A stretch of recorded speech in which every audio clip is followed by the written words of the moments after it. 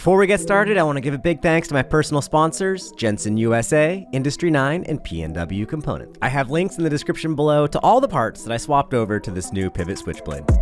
Here we go, at the top of the class. To establish a little context, the Pivot Switchblade is a dual 29-inch wheeled mountain bike with a 160 treble fork and 142 millimeters of frame travel. I'm 5'8" and I'm riding a size medium. We made the trip down to sunny Phoenix, Arizona to not only spend some time on the new Switchblade, but also to enjoy some of the wonderful amenities of the desert, which include cacti, heat, and dehydration. I'll be posting additional videos from this trip over the next few days, including one really fun one with all the board members of the Haws Trail Alliance. Many of you are familiar with Pivot. When I posted the Yeti SB130 ride review, I got so many comments from all of you saying, "Hey Jeff, why don't you go ahead and just do a comparison between the SB130 and the Pivot Switchblade?" And I couldn't do that. Do you know why? Well, it's because I had never ever ridden a Pivot bicycle. I'd actually recommended many people buy these things because when I was working at IBIS, we saw Pivot as a colleague rather than a competitor. Pivot also uses DW Link, just like IBIS. Pivot is also very well engineered, and I knew if someone bought a Pivot, they were going to be getting a high quality bike. There were a lot of times when over at IBIS, we were completely out of stock, out of inventory, and people needed bikes. We all need bikes. We got to go ride. So I'd say, hey, why don't you check out the new Pivot? Those guys make good bikes. I hear great things about the company, and I would send consumers, dealers, and distributors over to Pivot just to get them taken care of and onto the trails. Is your microphone on? Anyhow, the point of the story is that I've always had a lot of respect for the Pivot brand. For Chris Kokalis, the owner, I've met him a handful of times over the years at trade shows and such. Good guy. Good morning, everyone. We just rolled in here to Pivot Cycles in Tempe, Arizona. I can see South Mountain right over the hill. I've never been here, so let's go on in, meet everyone, and maybe we'll come out with a bike. Get a little bit of Pivot experience here. Yeah, we should film it in front of the road bike because that's what you're all about, right? Now, before I actually try riding this new bike, I did have a few base level questions for Chris Kokalis, the owner and founder of Pivot Cycles. When you guys have a new bike coming out, are you able to make like a prototype to test out the geometry? And do you do that in aluminum, or do you like hack a carbon one? Or No, we do it in aluminum. In fact, Cool. Everything really starts in aluminum. I'll lay out the geometry and basically some of the specs, what tires we want to clear, what suspension we want to use on it. The original Switchblade, I think we were like 5 or 6 aluminum prototypes before we ever moved forward. The riding in the desert is very different than the riding where I live back home in the Pacific Northwest. So I had a very particular question I was really excited to ask Chris. So tell me, did you guys actually test different bottom bracket heights, and what differences did you find? Yeah, that's something we test a lot out here because, as you know, everything's super ledgy and steppy, and it's pretty amazing when you just start to go way too low on the bottom bracket and what the differences are. And there kind of reaches a point where even though you might feel a little bit more in the bike, those differences start to become so minimal compared to how quickly you're hitting cranks on everything. Oh, crunch. And so to find that balance where you're as low as you can go, and sometimes we wind up kind of going into that zone, but then shock tuning, volume spacers, other stuff like that, you start to, how do we get the support? And of course DW Link as well is a big deal in that, and not squatting under power. So we can get a little bit lower on the bottom bracket, but yeah, there's been times where we've built up to 3 prototypes where really the only thing that's changed is testing this bottom bracket height theory on at what point am I too much is too much. You can see we're out here in the desert and it is very dry. It's not even all that hot, it's just super dry. When we're on a trip like this out to the desert, especially since we're coming from the Northwest where it's so humid and damp, I get pretty thirsty pretty quickly. I get kind of dried out. So I've been using these Element electrolyte supplements, and for me, they really help quite a bit. It's pretty easy to drink a ton of water and then it doesn't stay in your system and you end up getting pretty dehydrated despite the fact that you've been drinking water. Why? Well, you've ran out of electrolytes. Electrolytes, that's the magnesium, sodium, and potassium. That's what helps conduct the electrical currents in your brain so you can keep your thought processes sharp. When we're trying to figure out stunts and cool tricks on the bike and just go fast on these trails, I need all my mental circuit ways to work as quickly as possible so I don't yard sale myself into a cactus. For a limited time, all of you here on my channel can get a free sample pack of Element supplement. Element does want $5 to cover the cost of shipping, and I've got a link over to my page at Element's website in the YouTube description just below. This is a limited time offer, so take advantage of this now. And I want to give a big thanks to Element for their support. All right, let's jump into the video. With those burning questions answered, it was time to actually get a look at what makes Pivot tick. Yeah, so you can follow the man there. This is the engineering room, and We were even lucky enough to see the least serious mountain bike of all time in person at the Pivot HQ. Oh my gosh. is it comical or what? The number one. It's the first, Never yeah. frame I built. The original founder of Norba came into the bike shop I was managing, and he had built a frame, and it was just messed up on geometry. And I was in engineering school. He taught me how to braze, and I did all the bike drawings and everything. And we briefly had a bike company. We had a test in 1988 in mountain bike action, bikes of the future. This and the Nishiki Alien, and didn't want to do elevated chainstays anymore. Alan still wanted to do elevated chainstays, so I stopped going over his house. I've been through many bike companies over the years, but one thing about Pivot HQ that really impressed me is that they take prototyping and the whole design process very seriously. So they'll print it ahead of time, and we can actually run it through, and we can see how the brake line's gonna flex, make sure that there's no binding. Yeah, cool. I mean, it's the world's most high-tech glue gun right there. Yeah. You know? So we're doing, US assembly, which is awesome. They'll go ahead and mount the shocks, frames, they'll graphic the forks, cut the brake lines to length. Electric Avenue. Yeah, that's a lot of e-bikes getting put together. Yeah, bikes come in, they'll go through a QC process. There is some stuff that we probably can't show here. All right, this is R&D. Oh, that's kind of cool. Yeah, you gotta have a cool door. And we should have a bike around here. Hey guys, how's it going? This is Dan. Dan, nice to meet you. So this is the new Switchblade. Look at that thing. Yeah. That's really cool. Yeah, so UDH is one of the change, and then we reshaped the rear triangle as well. Cool. 0.7 volume reducer stock spec. That's rad. For any bike that I'll claim to have properly reviewed, I insist on swapping on some of my personal parts that make a big difference for me. First up, for the cockpit, I've been using these P&W components bits for quite a while now, and I really enjoy them. I swapped on my 760mm wide range handlebars, the 50mm range stem, loam grips, loam lever, loam dropper seat post, and yes, that dropper post is externally adjustable without tools in order to limit how much drop it has. This way, at my proper pedaling height, I can limit the travel of the saddle to not hit the rear tire should that be an issue. Another swap that I really like doing to these bikes is installing my favorite Industry 9 wheels. I'm running the Industry 9 Enduro 315 carbon wheels on here with the aluminum i9 spoke system. The other reason I put these wheels on here is that they were already set up with the heavy-duty Maxxis Double Down tires. If you like watching my videos, then you're glad I made this swap, because if I didn't, you'd instead be watching a video of me getting frustrated on the side of the trail fighting with a pump.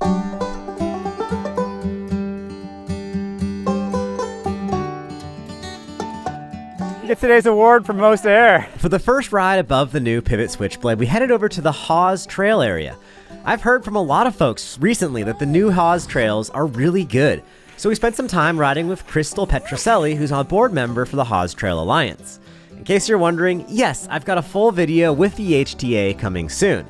The Switchblade felt great on these man-made trails. The high speeds of these trails work pretty well with the Switchblade geometry, but what I also notice a lot is that the suspension is very controlled and composed. With these higher speed trails, you're having bigger impacts, and the bike's ability to not bottom out on takeoffs or especially on big slapper landings came really in handy.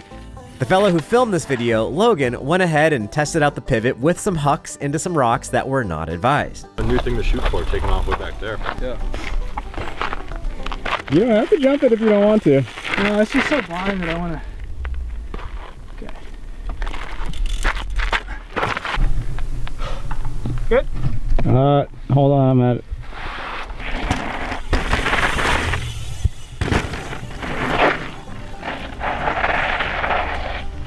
Nice. Woo!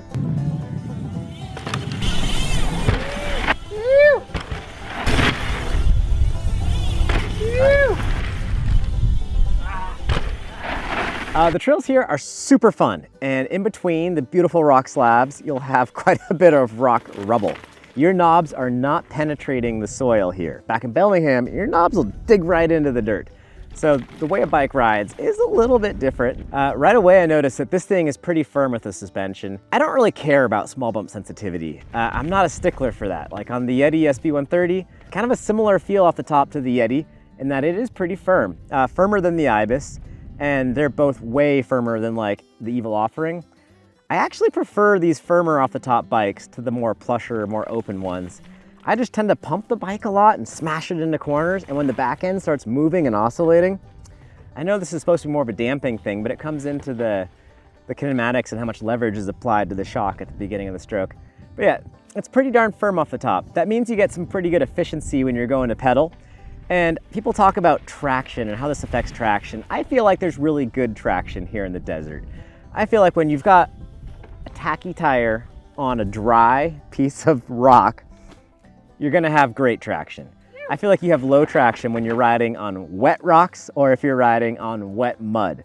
We have a lot of both back home. So I don't feel qualified to talk about the traction of this suspension, having ridden it here in the desert where, in my opinion, rear end suspension traction is not really being tested that much. I haven't had an issue with the back end not having enough traction, and I'm curious what that would be like back home where the small off the top sensitivity can help a little bit more.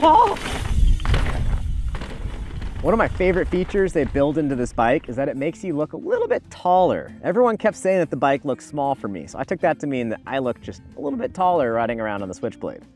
Your mileage may vary with that one, but thanks for building that into the bike, guys. That's kind of fun. Most of you, if you're not familiar with the Switchblade, it's a 142 rear travel, 160 travel up front.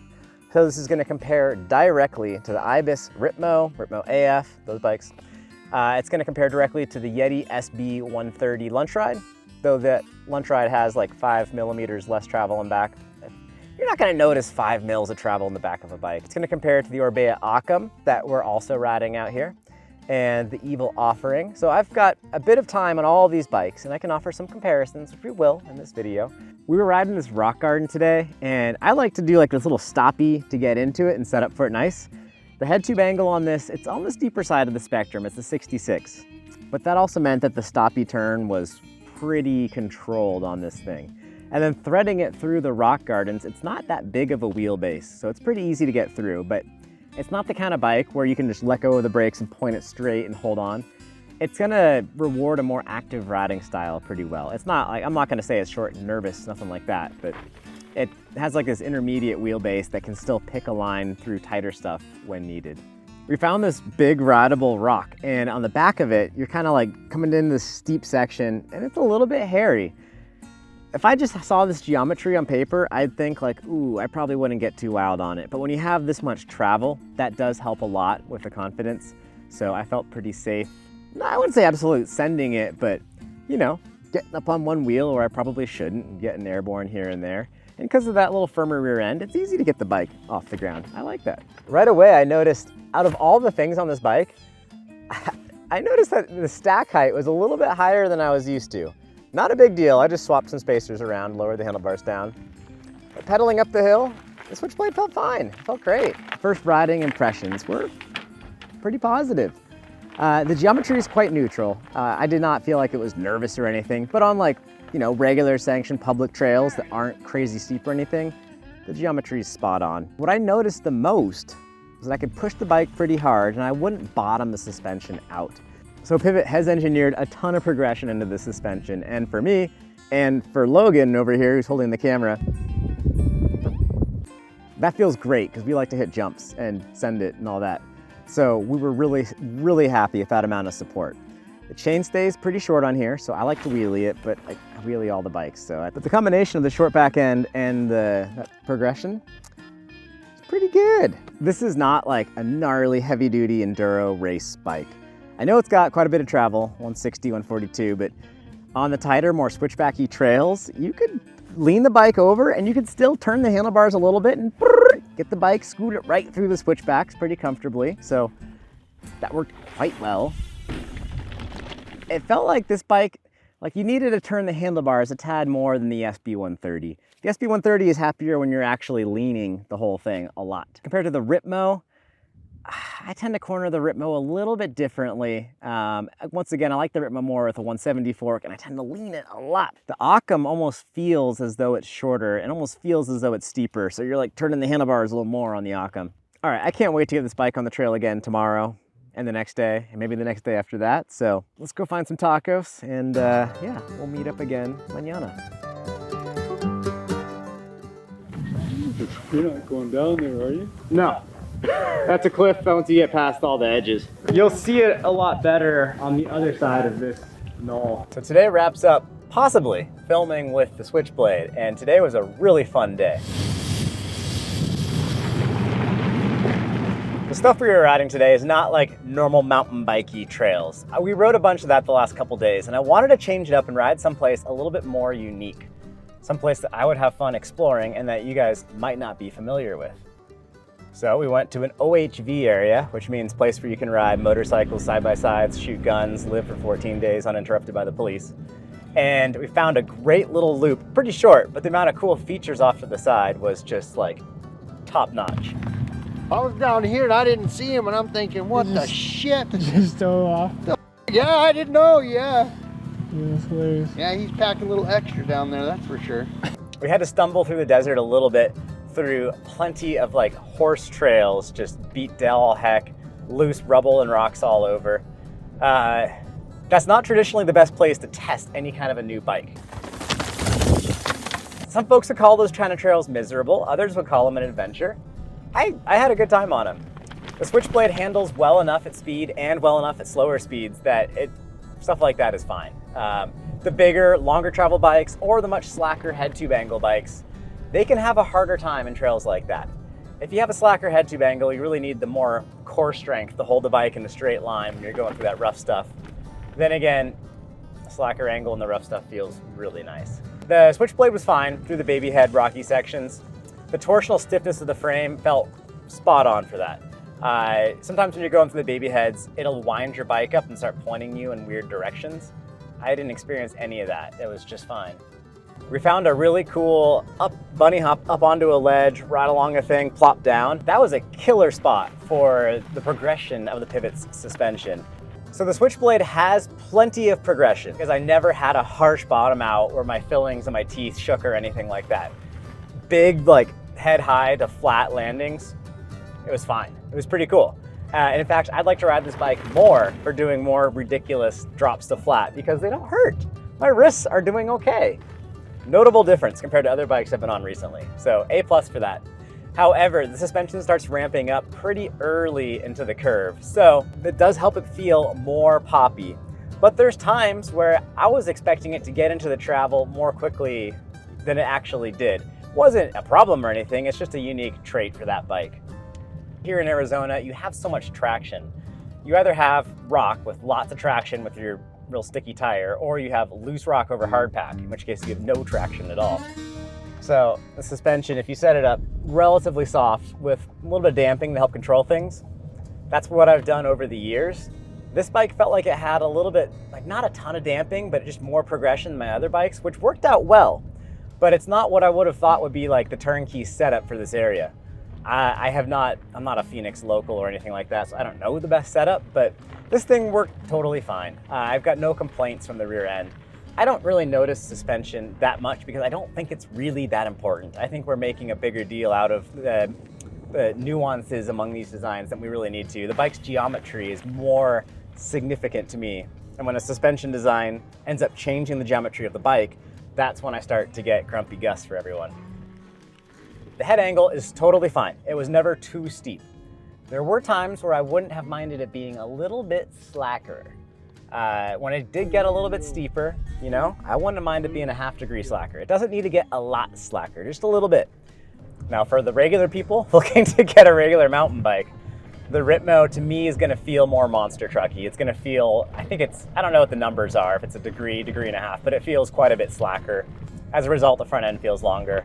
So I think the Ripmo is gonna feel better on the more flowy, faster trails, and the Switchblade's more at home on the little bit flatter, more techie trails, which makes sense. Ibis is from Santa Cruz, land of the magic carpet, real fast, flowy trails through the redwoods, and then Pivot's here in the land of giant rocks and thorny cacti.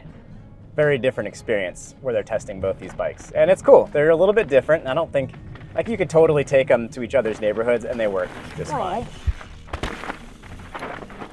Let's send this. This is a fun section of trail. Send is probably not the right word. It's pretty small. Yeah, the Ibis is a little bit more open, less compression damping, definitely less progression in the suspension, much easier to bottom out.